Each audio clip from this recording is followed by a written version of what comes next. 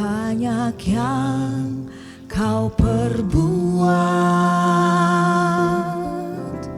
di dalam hidupku. Rancangan indahmu terjadi di hidupku. Bapa yang mengerti segala yang ku perlu, kasih-Mu sempurna nyata dalam hidupku. Ku bersyukur Bapa, ku bersyukur Tuhan buat kasih setia-Mu di dalam hidupku. Ku bersyukur, ku bersyukur, ku bersyukur, ku bersyukur Bapa. Kami bersyukur, ku bersyukur Tuhan buat kasih setia-Mu di dalam hidupku. Ku bersyukur, ku bersyukur, ku bersyukur Bapa. Ku bersyukur Tuhan buat kasih setia-Mu di dalam hidupku. Ku bersyukur, ku bersyukur Tuhan, ku bersyukur Bapa.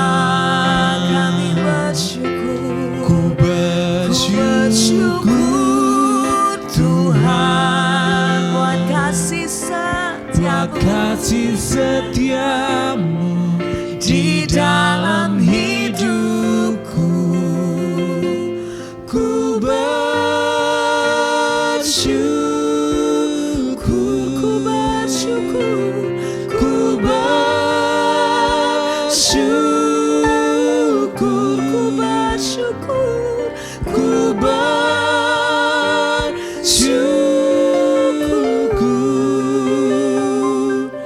Tuhan.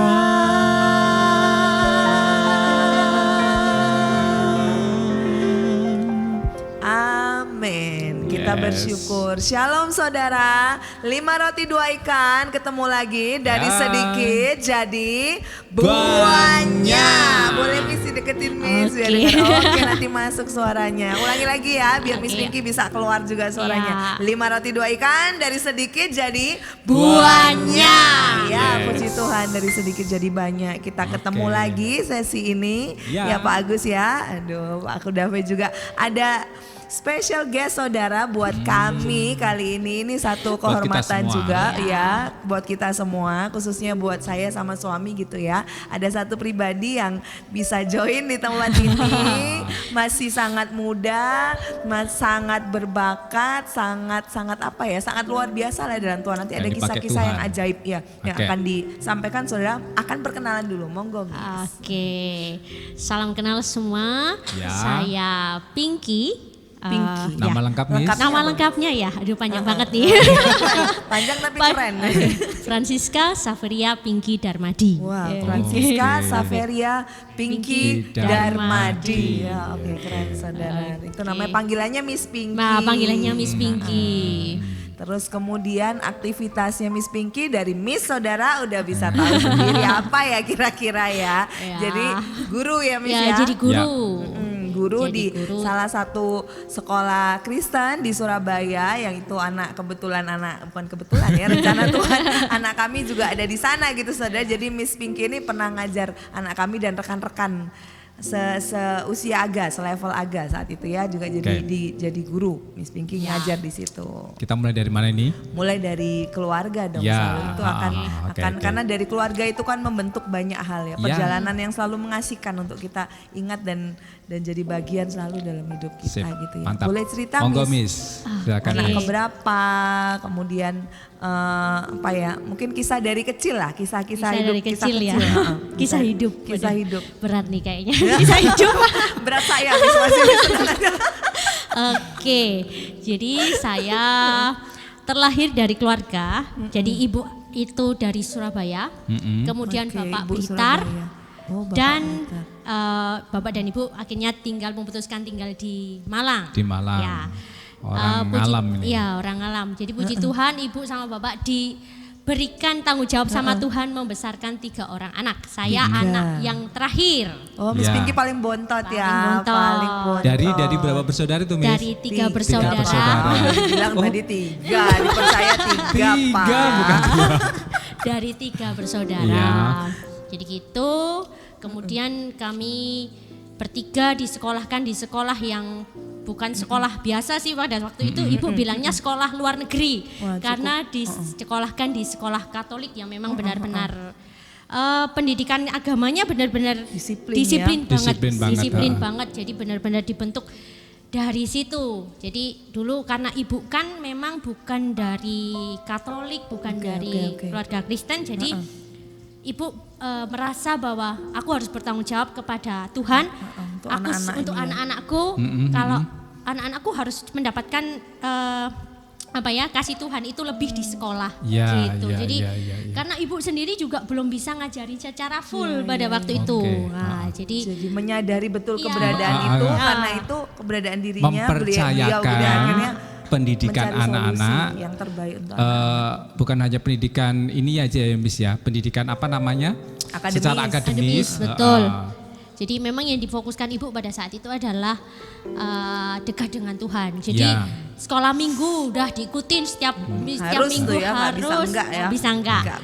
Jadi kalau semisal memang kalau biasanya ada acara keluarga ke Surabaya itu baru absen, tapi selebihnya kalau sekolah minggu pasti diantar, Jadi kayak udah jadi suatu tanggung jawab ibu, bapak untuk membesarkan saya di dekat dengan Tuhan Yesus itu sih.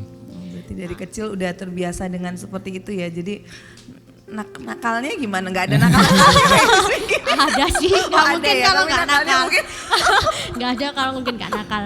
Terus Miss, perjalanan berlanjut. Jadi saya sekolah di salah satu sekolah di Malang yang memang besar namanya. Dari situ sih gimana ya, sebenarnya sekolah saya itu nggak pinter-pinter amat, nggak pinter-pinter amat. Jadi setiap rapotan udah pastilah saya udah nggak bingung, pasti sudah 10 terbawah, ranking 10 terbawah. 10 terbawah. Itu apakah selalu begitu? Atau akhirnya, kebanyakan begitu? Kebanyakan akhirnya begitu. Di kelas berapa ya? Di kelas 6 kayaknya mau lulus itu kayak kayak dapat hidayah, mungkin kayak dapat berkat ya dari Tuhan. Dapat berkat dari Tuhan, akhirnya bisa di ranking 11. Jadi nggak masuk 10 besar nilai terbaik UN, tapi di peringkat 11. Nah itu sih saya juga nggak tahu itu dari mana, kalau dipikir-pikir dari mana ya. Padahal dulu itu juga dilesin sama ibu mulai dari kelas 4, tapi nggak tahu di kelas 6 itu kenapa kok kayak gitu. Ya, jadi dulu itu di SD. Ada pengaruh nggak sih, Miss? Mohon maaf, Miss, tak potong sebentar. Ada pengaruh nggak kalau seandainya kita seandainya selalu ada, bahkan hampir selalu ada di 10 terbawah itu membentuk ada pengaruh di dalam hal kepercayaan diri, kepribadian gitu, kita. Kepribadian ada pengaruh nggak sih, Miss? Sebenarnya ada banget pengaruhnya ke kepedean saya. Soalnya dibanding teman-teman saya itu ya pasti kalau nggak pinter juga nggak diperhatiin kan. Apalagi kan dulu itu sekolahnya sekolah klasikal ya. Jadi satu kelas ada 30 orang, 35 orang, 40 orang. Jadi ya yang pasti yang diperhatikan adalah yang lebih pinter. Tapi Nah ini yang menarik juga, waktu itu ibu itu kerjanya di kantin sekolah, di sekolah saya yang SD ini. Nah jadi di situ ibu itu lihat potensi saya. Ibu itu perhatikan saya, kayaknya emang ini nggak bakat nih di akademik. Kayaknya nggak bakat saat itu ya? Pada saat itu. Waktu itu sudah ada ekstrakurikuler itu, kayaknya nggak bakat nih di akademik. Gimana ya? Akhirnya ibu cari solusi, kok aku seneng nyanyi gitu pada saat itu, kok suka nyanyi, kok suaranya enak didengar. Akhirnya kok ibu diam-diam datang ke guru paduan suara pada saat itu. Terus Bu, ini kayaknya dia bisa deh nyanyi. Coba sih suruh mimpin pada saat itu. Akhirnya dicoba dan bisa. Jadi pada saat itu akhirnya sering pelayanan di gereja, saya yang solois, saya yang jadi pemazmur, kemudian jadikan dirijen. Jadi sering yang akhirnya saya yang mimpin pada saat itu. Nah dari situ sekolah kayak agak sedikit perhatian nih. Ya di situ. Jadi perhatiannya bukan karena akademik tapi karena ada bakat yang lain itu, ya, bakat yang lain terpendam itu. yang akhirnya keluar itu ya. Penting loh orang tua itu. Tadi saya juga mikirnya itu Pak, kok sama sih Pak. Saya juga mikirnya itu orang tua itu luar biasa gitu ya. Saat itu ibu memang ya yang mendapatkan intuisi itu mungkin dari Tuhan gitu ya. Jadi melihat, memperhatikan anaknya ketika ada dalam kondisi kurang dalam akademis, tidak menjadi kemudian pembawaannya malah kesannya kayak menuntut atau bahkan memaksa anak, bahkan mempertanyakan dengan cara yang mungkin kurang oke gitu ya. Nah kamu kok gimana gini, itu loh. Tapi saya melihat bagaimana peran ibu itu ketika menghadapi ini sangat tenang. Kalau nggak tenang kan nggak bisa nyari potensi anak yang terpendam itu gitu kan. Tenang kemudian akhirnya memperhatikan. Hanya orang tenang yang bisa memperhatikan dengan hanya orang tenang yang bisa memperhatikan. Jadi memperhatikan tuh butuh ketenangan gitu kan ya. Benar ya saudara yang sepakat ya. Memperhatikan itu butuh ketenangan. Jadi memperhatikan anaknya mungkin Miss Pinky saat itu terus kemudian dapat satu gitu. Ketika memperhatikan dapat satu, ternyata anakku bener nyanyi. Iya tadi saya dengar suaranya bagus. Tadi gak begini. Saya nggak apa-apa. Ya baik nggak apa-apa. Ya itu tadi itu luar biasa peran orang tua ya. Itu SD Miss, mulai SD, SMP. Ya akhirnya SMP ya agak naik lah, akademiknya agak naik. Pelayanannya juga lancar. Jadi nyanyi karena ikut tim paduan suara, jadi nyanyi di gereja-gereja untuk promosi sekolah pada saat itu. Lanjut SMP, yaitu SMP saya sudah mulai nakal. Mulai nakal ternyata sudah ada nakal. Sudah mulai nakal, sudah sering main malam gitu, sering main-main sama teman-teman. Itu sudah mulai nakal. Akhirnya di kelas 9 itu akhirnya turun kan, karena saya sudah nakal itu turun lah prestasinya. Nah di situ rencana saya kepinginnya, saya bilang kamu mau SMA di mana? Ibu kasih pilihan. Kamu mau SMA di mana? Negeri, saya bilang gitu. Negeri 8. Akhirnya ibu dengan segala cara, gimana caranya ingin saya masuk di SMA 8. Nah di situ ternyata danum saya enggak mumpuni. Waduh ini enggak mumpuni. Kalau mau masuk harus bayar pada saat itu 5 juta di tempat. Orang tua saya enggak di depan segitu langsung orang tua saya enggak ada uang segitu pada saat itu. Terus akhirnya ibu sama bapak bilang, bapak minta maaf ya karena enggak bisa kasih sesuai dengan keinginan kamu. Ya udahlah enggak apa-apa. Akhirnya sekolah lagi lah di sekolah yang sama. Satu yayasan dari TK sampai SMA. Gitu ya. Satu yayasan dari TK sampai SMA. Nah akhirnya ya sudah di situ. Akhirnya ya berjalanlah. Saya kelas 10 itu juga enggak kayak enggak niat gitu karena bukan keinginan saya kan sekolah di situ. Ya sudah, tapi untuk demi saya juga masa depan saya, demi orang tua saya ya. Oke lah saya jalani. Kelas 10 akhirnya masuk ke kelas 11 kenaikan, saya harus milih IPA atau IPS. Saya sudah bilang IPS saja lah. Waktu itu sudah berhadapan sama wali kelas. IPS saja Bu, jangan Pinky, kamu harus IPA. Loh kenapa? Saya bilang gitu. Karena ini nilaimu subjeknya IPA ini lebih bagus daripada IPS. Tapi saya enggak sanggup Bu, saya sudah enggak bisa bayangkan rumus-rumus apa itu senyawa-senyawa, saya enggak bisa, percepatan apa itu saya enggak bisa. Enggak apa-apa, dicoba aja. Ya sudah, dengan sangat terpaksa saya coba lagi. Ya pokoknya sekolah itu menurut saya kayak tekanan benar-benar nggak bisa seneng gitu jalaninya ya. Karena bukan pilihan, juga merasa tidak punya kemampuan untuk bisa bersaing, untuk bisa ngikutin itu. Karena sekolah saya ini satu yayasan, dulu kakak kan juga di situ, jadi sering dibandingkan. Karena dua kakak saya ini pinter-pinter. Oke. Kakak saya ini pinter-pinter. Sayangnya saat itu belum ada Farel itu ya. Itu kan bisa nyanyi, bisa menyuarakan suara hatinya. Jangan dibanding-banding. Iya, tapi yang bandingkan bukan orang tua. Orang tua saya nggak akan membandingkan. Jadi guru-guru di situ. Jadi kayak ya saya udahlah biarin lah masa bodoh saya kayak waktu itu. Pokoknya saya sekolah aja, pokoknya segera lulus dari sini, saya bilang gitu. Toh cuma 2 tahun saya gitu. Akhirnya tibalah ke kelas 3. Pada saat itu ya namanya kelas 3 pasti sibuk tryout gitu ya. 5 kali tryout nilai saya selalu di bawah KKM. Selalu 3, semua mata pelajaran UM. Akhirnya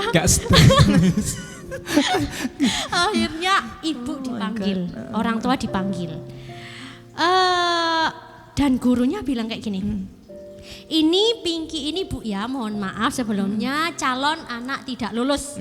Sudah langsung bicara gitu ya? Iya, saya di situ ya saya sudah tahu karena sudah dibilangi sebelumnya sama guru saya waktu itu, ibu juga sudah saya bilangi, cuma memang sebagai formalitas aja pada saat itu. Ya sudah, gimana ini caranya? Solusinya ibu juga bingung, gimana ini caranya? Akhirnya dileskan ya, puji Tuhan ya, intinya lulus. Intinya lulus pada saat itu.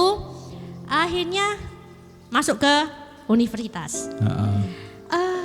Saya nggak tahu, saya juga waktu itu juga pilihannya dipilihkan sama orang tua lagi. Dipilihkan lagi. Sebenarnya saya tuh minta gini, Bu, aku tuh mau jadi guru TK. Gimana kalau aku masuk di jurusan PG PAUD? Ya boleh, terserah. Pada saat itu masih jawabannya gitu, terserah. Atau bahasa Indonesia ya, soalnya aku kan nilai bahasa Indonesia aku di setiap ulangan, di setiap ujian itu selalu bagus gitu. Boleh, terserah. Lah kok pada hari H-1 sebelum pengumuman pendaftaran ditutup, ibu bilang, coba sih cari lagi, ibu mau tahu. Tak sebutkan semua pendidikan tata boga. Apa ini kah? Aku gitu. Ya wis itu aja. Di UM, ya wis itu aja. 1 itu aja. Enggak yang lain, enggak coba lain. Di UM bahasa Indonesia sama PAUD, enggak, 1 aja itu aja. Itu arahan ibu ya? Ya, arahan ibu, itu aja. Kenapa Miss? Kok akhirnya tertuju ke tata boga itu loh? Mikirnya gini, ketika itu saya apa? Akhirnya saya mau itu karena pemikiran saya sendiri sih, ibu enggak ngarahin itu. Karena dunia makanan itu nggak pernah akan habis. Ya. Karena semua orang butuh makan. Pada saat itu saya pikirannya gitu. Semua orang butuh makan. Karena itu kebutuhan kita. Pasti kalau bikin usaha atau kerja di bidang makanan pasti rame nih. Pasti ada aja lah. Ada aja. Ya itulah ya sudah akhirnya saya memutuskan klik. Terus saya mengajukan beasiswa bidik misi pada saat itu. Karena memang pada saat itu orang tua sudah cukup tua ya, sudah cukup tua karena kakak ya sudah nyekolahin kakak. Cobalah bidik misi karena memang pada saat itu juga sudah ekonominya juga sudah mulai menurun. Akhirnya coba, puji Tuhannya lolos. Akhirnya itu yang pendidikan tatap muka lolos juga. Akhirnya mulai kuliah. Setiap kuliah praktek karena tatap muka nggak mungkin kalau nggak praktek. Setiap kuliah praktek selalu saya itu sakit perut, stres setengah mati karena saya merasa ini bukan aku nggak bisa. Jadi kalau masih masak ya sudahlah masak ya sesuai resep. Tapi kalau sudah mulai menghias kue, sudah mulai carving, menghias buah, itu saya sudah Saya sampai panggil teman saya, tolong. Jadi dosennya keluar, waktu ujian dosennya keluar, saya minta tolong cepet. Pada saat itu saya gitu. Jadi kuliah 4 tahun itu kayak neraka. Betul. Kayak aduh. Ya ampun, saya nggak bisa bayangin. Jadi setiap, ya nggak mungkin. Jadi selama 8 semester pasti ada praktek. Akhirnya skripsi ini datang setelah skripsi. Gimana ya? Saya waktu itu milih, kan disuruh milih. Mau kamu di bidang apa? Pendidikan atau di bidang kulinologi atau di bidang apa? Saya pede pendidikan karena saya mau lanjutkan jadi guru. Padahal sebelumnya nggak pernah kebayang mau jadi guru. Terus habis gitu datanglah nih nama dosen pembimbing. Nah mati dosen pembimbingnya susah. Pada saat itu dosen pembimbingnya itu lagi kuliah S3. Jadi membagi-bagi waktu dengan mahasiswa. Saya nggak bisa nih kalau kayak gini caranya, saya nggak bisa lulus tepat waktu. Pertama, yang kedua saya harus bayar biaya kuliah nih, karena kan sudah nggak ke cover sama beasiswa. Akhirnya datanglah saya ke ketua itu jurusan, saya sambil ya sedikit drama ya pada saat itu. Akhirnya supaya pasang muka melas. Tolong Bu, ini saya sudah nggak sanggup Bu kalau harus bayar lagi, karena kalau harus bayar lagi gimana ini, saya nggak ada dana pada saat itu. Ya sudah kalau gitu silakan ganti dosen pembimbingnya saya. Ya puji Tuhan lancar, akhirnya lancar. Penelitian saya nggak berhasil. Penelitian saya nggak sesuai yang saya harapkan. Saya nggak muncul 3 bulan pada saat itu. Nggak muncul 3 bulan, dicari dosen, Pinky mana? Nggak tahu Bu, nggak tahu gitu. Ya sudah, akhirnya saya beranikan diri. Ditelan bumi. Iya, saya beranikan dirilah datang. Bu maaf saya kemarin hilang karena saya merasa penelitian saya gagal. Langsung diambil kertas konsultasi saya, ACC sidang. Lah, kok langsung ACC sidang, saya bilang gitu. Loh gini gimana Bu maksudnya? Ya sudah, penelitian gagal ya sudah, mau diapakan lagi? Ya kamu harus bertanggung jawab itu, mempertanggungjawabkan skripsimu itu di depan di sidang skripsimu. Depan dosen penguji. Ya sudah, saya nurut aja lah. Nurut, akhirnya ya itu pokoknya karena saya itu bikin itu loh, bikin jamu kunyit asam cermi, di mana cermi sekarang itu sudah jarang. Itu jadi ya saya muter-muter Surabaya, saya muter-muter Malang sama ibu ya. Intinya orang tua saya itu bantu saya banget karena memang beliaunya mungkin merasa bersalah ya, karena itu bukan jurusan yang saya mau. Ya akhirnya luluslah 4 tahun. Pada saat itu akhirnya selesai sudah perjuangan pendidikan saya. Setelah itu lulus di bulan Agustus kok nggak salah. Tahun berapa tuh Miss? Tahun 2017. Ya 2017. Terus akhirnya ngelamar. Aduh, aku merasa nggak pede kan karena kemampuanku di bidang boga, di bidang makanan nggak mumpuni, ini nggak mungkin aku bisa keterima. Terus akhirnya cobalah sama kakak disuruh coba ke bank deh. Akhirnya ke bank, nggak ada yang lolos. Di Malang saya coba sekolah, ada sekolah boga. Saya melamar di sana nggak ada yang lolos, nggak ada panggilan. Akhirnya coba-cobalah cari di internet Job Street waktu itu. Job Street ada di situ guru ekstrakurikuler kuliner. Ekskul kuliner. Nah, dari situ ya apa ini Bu, tapi di Surabaya. Tidak apa-apa, memang rezekinya di Surabaya. Ya sudah, harus dijalani. Hidupmu itu enggak berhenti sampai sini, masih panjang. Oke lah, dicoba klik. Bulan Oktober, bulan November saya dipanggil interview. Oktober, jadi kayaknya Oktober itu proses saya ngelamar-lamar, November saya dipanggil, lalu tanggal 1 Desember saya sudah mulai kerja. Nah luar biasa ya. Itu ditawari di sekolah yang pertama kali itu, saya ditawari, Ini ada kosong untuk. Jadi apa waktu itu? Waktu itu jadi guru kuliner kan? Oh iya. Ngelamarnya jadi guru kuliner. Di sananya? Jadi cuma paten. Untuk ekstra. Iya, jadi cuma hari Jumat. Jadi terus ini ada kosong ini, kita butuh guru TK. Oke, baiklah. Gimana, mau dicoba atau enggak? Mau ambil atau enggak? Saya pikir-pikir, kerja nih. Kalau cuma kuliner aja gaji berapa nih? Saya udah umur sudah harus nyenengin orang tua, saya pikiran gitu, harus bantu orang tua. Ya sudah, saya ambil. TK itu ya, guru ya, TK. Besoknya itu sudah harus micro teaching. Padahal saya nggak punya gambaran nih. Besok langsung ngajar. Besok langsung micro teaching, langsung nyoba. Nangis saya, malam itu saya nangis, bingung. Saya harus gimana ya? Tapi untungnya karena saya juga dulu itu di waktu masih sekolah SMP SMA saya pelayanan juga. Nah, oke. Pelayanan juga di waktu itu di bidangnya anak-anak lah, intinya di bidang anak-anak. Jadi saya itu ngajarin anak-anak. Mungkin dari situ ya. Jadi saya bisanya itu dari situ. Akhirnya saya nangis nggak akan menyelesaikan masalah. Akhirnya saya datang aja. Harus bahasa Inggris pada saat itu. Aduh, bahasa Inggris saya itu parah sekali. Ya sudah, pokoknya saya yakin aja Tuhan. Kalau Tuhan sudah antar saya di situ, nggak mungkin lah Tuhan.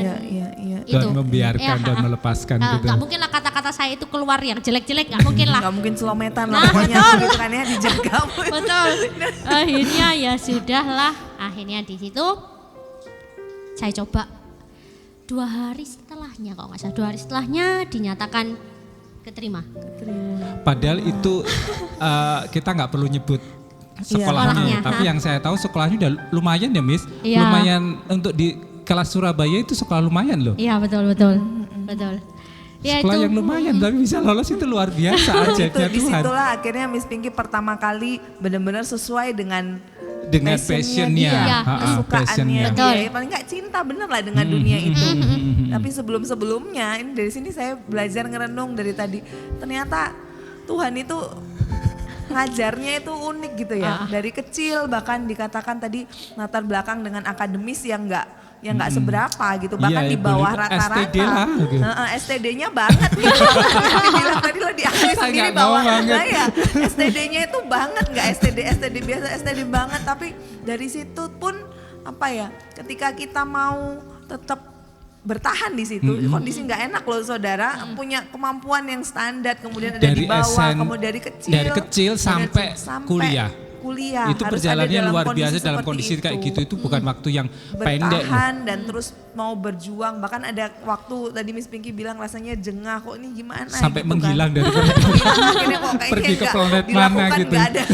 Gak ada yang oke semua nih, hidupku nih gimana gitu kan ya ke depannya. Tapi ternyata ya Tuhan itu ngajarnya dari hal-hal kesukar selama ini, kesukaran kan selama berapa tahun dari kecil sampai akhirnya ketemu titik di mana itu baru bisa melakukan aktivitas itu, passionnya dia ketemu dengan nafas lega dan mungkin bisa tersenyum nggak dengan tertekan yang gimana, sekalipun ada tekanan pasti di situ. Betul.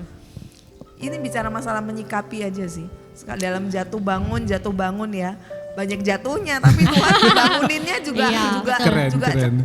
Luar biasa gitu loh. Karena memang pelayanan sih, dibiasain pelayanan sama orang tua. Cukup menjaga juga. Cukup menjaga ya. Jadi padahal saya enggak pernah belajar, tapi kok ulangan ya lancar aja. Tes lancar-lancar karena memang pelayanannya cukup intens pada saat itu. Cukup intens. Tapi ya akhirnya aktif bener ya saat itu. Aktif bener akhirnya, tapi kapok saya itu pelayanan. Kapoknya kenapa Miss? Kapoknya karena saya dibilang ular pada saat itu. Kok bisa ya? Nah itu nggak tahu ya. Tahu intinya padahal saya itu bimbing anak-anak kecil di usia 4 sampai SMA pada saat itu. Pada saat itu saya dibilang itu waktu kuliah. Jadi sudah kuliah saya udah kayak gitu, terus saya dibilang kayak gitu ya sudahlah, tapi nggak apa-apa. Tuhan punya rencana untuk itu. Jadi saya memang Tuhan kasih pelayanan saya yang lain akhirnya dengan mengajar ini. Dengan mengajar yang sesungguhnya, bukan mengajar di pelayanan, namanya juga pelayanan pasti ada yang suka nggak suka. Saya merasa seperti itu. Dalam hidup memang seperti itu ya. Ada hal yang tidak bisa kita paksakan ya kan, ada yang suka dan ada yang tidak suka. Rancangan Tuhan itu nggak pernah gagal loh. Janji firman Tuhan itu tidak pernah gagal, sekalipun ya sepertinya perjalanannya Miss Pinky dari SD, SMP, SMA sampai kuliah gitu ya. Sepertinya tidak menuju kepada goal yang dia pingini sebenarnya. Kayak berantakan semua. Terjebak dalam satu kondisi, satu tempat yang dimana itu bukan dia banget, gitu ya. Ya betul, betul. Terjebak dalam kondisi yang seperti itu, terus kemudian oke lah, akhirnya terselamatkan dengan yang namanya pelayanan itu. Di situ ketemu dengan anak-anak, dengan itu kerinduannya Miss Pinky gitu. Sekalipun di sana tantangannya juga itu tadi luar biasa ya, sampai ada statement, ada penilaian yang seperti itu yang membuat Miss Pinky sepertinya aduh remuk ini. Ya. Saya nggak ke gereja loh 1 tahun. Ya kecewa. Karena kecewa. Pasti ya. Siapa yang nggak kecewa dikatain begitu? Iya, soalnya yang katain saya itu lebih tua dari saya. Itu loh dan saya tidak ditengahi pada saat itu dengan tidak dipeluk mungkin, tidak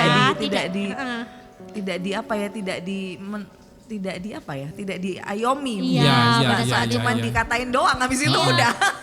Jadi padahal masalah itu agak nggak tahu ya, itu mungkin agak berat mungkin bagi mereka. Padahal pada saat itu saya juga pikirnya ya saya itu pelayanan di sini. Ternyata kok jadinya seperti ini. Ya sudahlah, enggak apa-apa saya bilang gitu. Enggak apa-apa. Jadi saya enggak ke gereja tuh 1 tahun. Akhirnya diajak sama teman, ayolah Mbak Pink, masa gak ke gereja gara-gara masalah itu. Aku kalau berdoa masih berdoa. Aku cinta sama Tuhan, masih cinta sama Tuhan. Tapi aku gak mau ke gereja. Aku gak mau bertemu sama orang-orang. Gitu.